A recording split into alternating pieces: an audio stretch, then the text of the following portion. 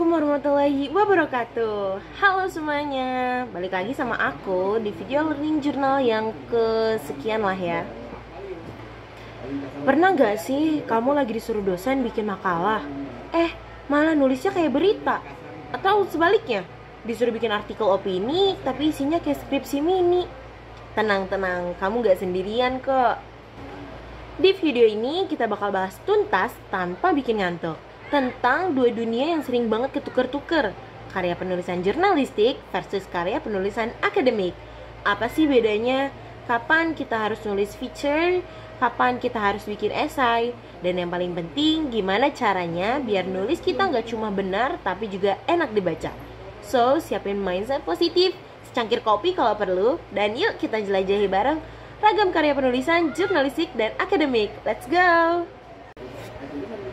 Pertama-tama, kita mulai dari pengertiannya dulu ya. Karya jurnalistik itu biasanya muncul di media massa.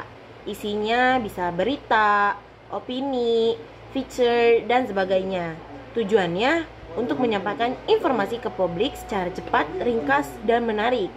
Sementara itu, karya akademik itu biasanya ditemukan di dunia kampus atau di dunia akademik ya. Contohnya kayak makalah, esai, artikel ilmiah, dan seterusnya. Tujuannya ya jelas buat mengembangkan pengetahuan. Gaya bahasanya formal, isinya serius, dan harus pakai referensi. Intinya karya jurnalistik buat publik, karya akademik buat keilmuan. Dua-duanya penting, tapi beda pendekatan. Nah, sekarang kita bahas satu persatu jenis-jenisnya.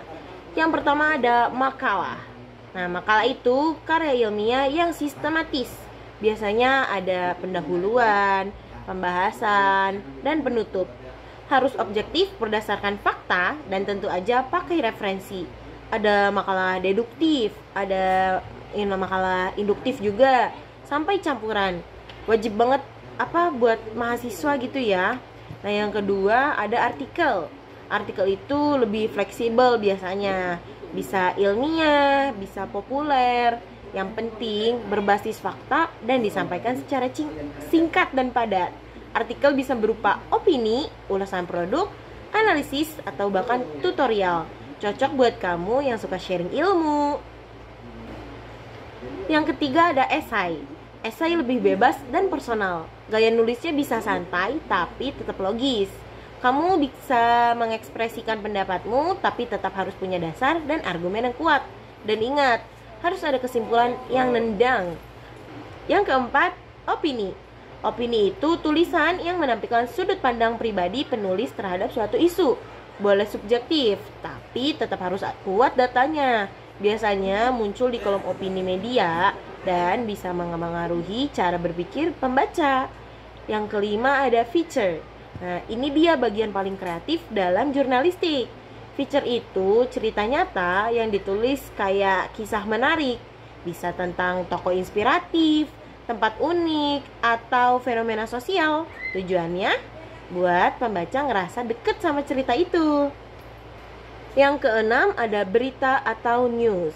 Kalau yang ini wajib cepat, akurat, dan faktual. Disusun pakai struktur piramida terbalik dan harus mengandung unsur 5W 1H.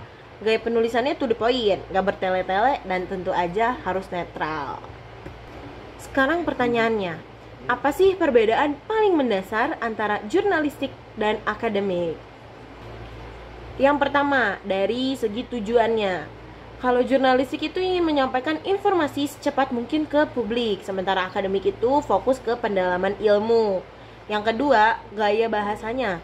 Jurnalistik itu biasanya gaya bahasanya ringan, komunikatif, enak dibaca siapa aja. Kalau akademik, itu lebih formal, penuh istilah dan agak kaku karena ditujukan buat kalangan ilmiah. Lalu yang ketiga, dari struktur penulisan. Jurnalistik itu biasanya pakai struktur piramida terbalik. Nah, informasi penting langsung di awal. Kalau akademik, ada pendahuluan, tinjauan pustaka, metode hasil, pembahasan, dan kesimpulannya. Lalu yang keempat, itu ada audiensnya. Ya, tulisan jurnalistik buat publik luas. Nah, kalau tulisan akademik itu buat dosen, mahasiswa, pelajar, peneliti, atau akademisi lainnya gitu.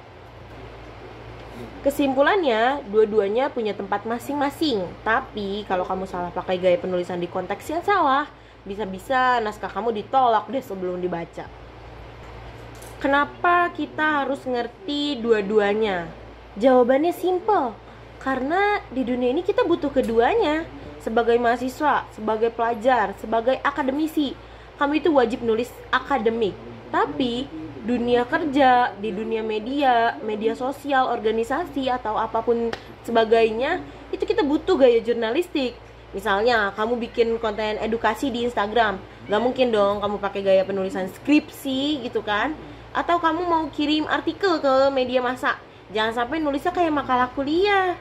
Makanya penting banget buat kita semua untuk paham konteks dan format penulisan yang tepat, biar pesannya sampai dan pembaca ngerti apa yang kita maksud.